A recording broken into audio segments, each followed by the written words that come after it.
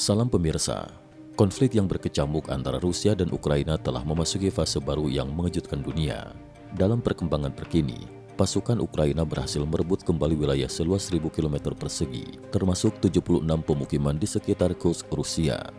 Prestasi ini dicapai hanya dalam waktu 1 minggu, mengalahkan pencapaian militer Rusia selama setahun penuh sebelumnya. Salah satu momen paling dramatis terjadi pada 23 Agustus 2024. Seorang komandan Rusia bernama Mayor Alexei Ivanov memberikan wawancara yang menjadi viral di media. Dalam wawancara tersebut, Ivanov menangis saat mengakui ketakutannya menghadapi serangan balasan dari Ukraina.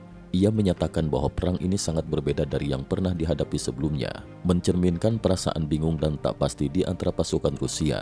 Wawancara ini menjadi sorotan karena menunjukkan sisi manusiawi dan tekanan psikologis yang dirasakan para tentara Rusia selama konflik yang berlarut-larut.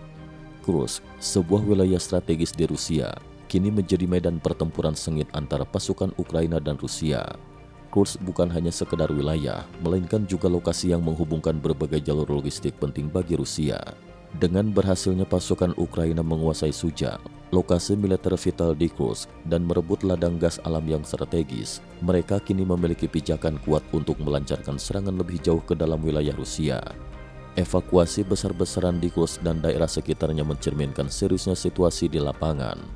Pemerintah Rusia telah menginstruksikan warga untuk segera meninggalkan wilayah tersebut karena serangan tank-tank Ukraina telah menyebabkan kekacauan dan ketidakamanan. Banyak warga yang terlambat mengungsi harus menghadapi konsekuensi pahit dari penyerbuan ini.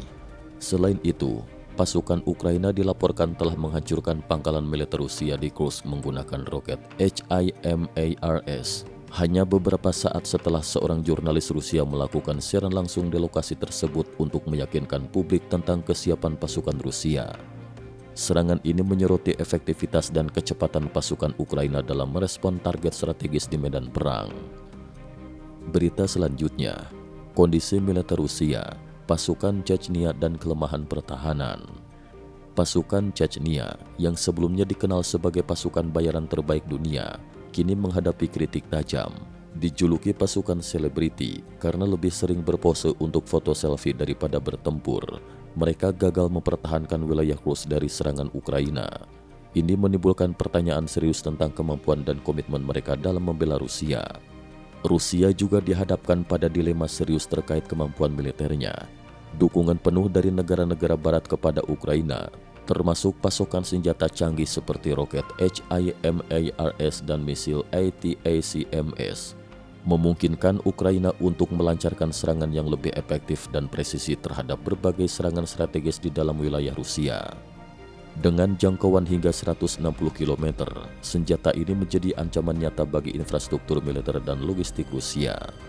Situasi di Rusia dan Ukraina tidak hanya menjadi masalah bagi kedua negara, tetapi juga mempengaruhi stabilitas geopolitik global. Negara-negara di Asia Tengah yang selama ini berada di bawah pengaruh Rusia, kini mulai menjauh dan menjalin hubungan lebih erat dengan negara-negara barat. Jepang dan Amerika Serikat misalnya telah memperkuat keterlibatan mereka di kawasan tersebut, menawarkan alternatif jalur transportasi dan kerjasama ekonomi yang mengabaikan Rusia dan Tiongkok. Langkah ini memicu kemarahan di Moskow, yang melihatnya sebagai ancaman langsung terhadap kepentingan strategis mereka di Asia Tengah. Namun dengan kondisi ekonomi yang memburuk dan militer yang semakin terdesak, Rusia mungkin tidak memiliki pilihan selain mempertimbangkan kembali kebijakan luar negeri dan strategi militernya. Di sisi lain, keterlibatan negara-negara barat dalam konflik ini juga semakin dalam. Amerika Serikat yang sejak awal memberikan dukungan kuat kepada Ukraina, kini telah memberikan lampu hijau bagi Ukraina untuk menggunakan senjata canggih buatan barat dalam operasi mereka di wilayah Rusia. Eropa dan NATO juga memperkuat dukungan mereka, menunjukkan bahwa perang ini tidak hanya tentang Rusia dan Ukraina, tetapi juga tentang dinamika kekuatan global yang lebih luas.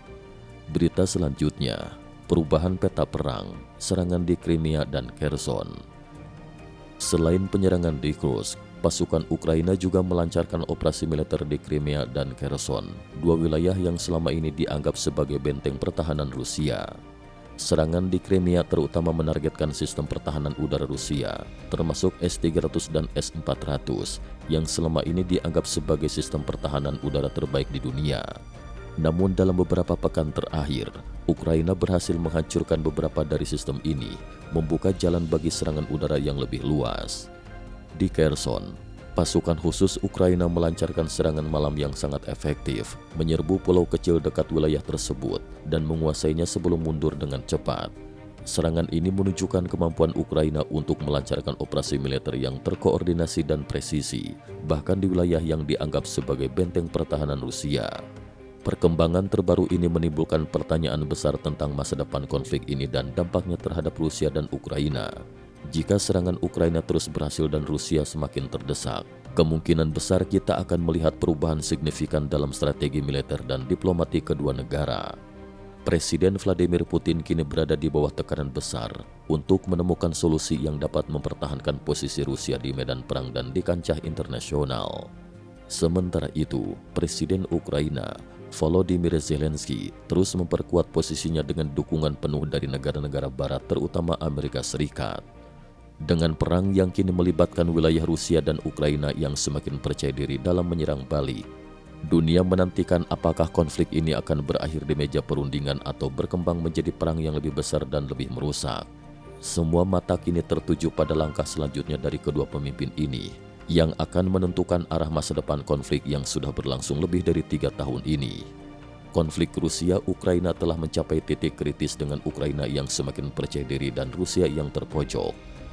Dukungan dari negara-negara barat memperkuat posisi Ukraina, sementara Rusia harus menghadapi kenyataan pahit bahwa mereka mungkin kehilangan lebih banyak wilayah dan pengaruh di kancah internasional. Dunia kini menyaksikan dengan cemas, menunggu langkah berikutnya yang akan diambil oleh para pemimpin di Moskow dan Kiev. Apakah kita akan melihat akhir dari konflik ini? Ataukah perang ini akan terus berlanjut dengan dampak yang semakin besar? Jawabannya mungkin terletak pada bagaimana kedua belah pihak memilih untuk bertindak dalam minggu-minggu mendatang. Cukup sekian dulu. Terima kasih atas perhatiannya.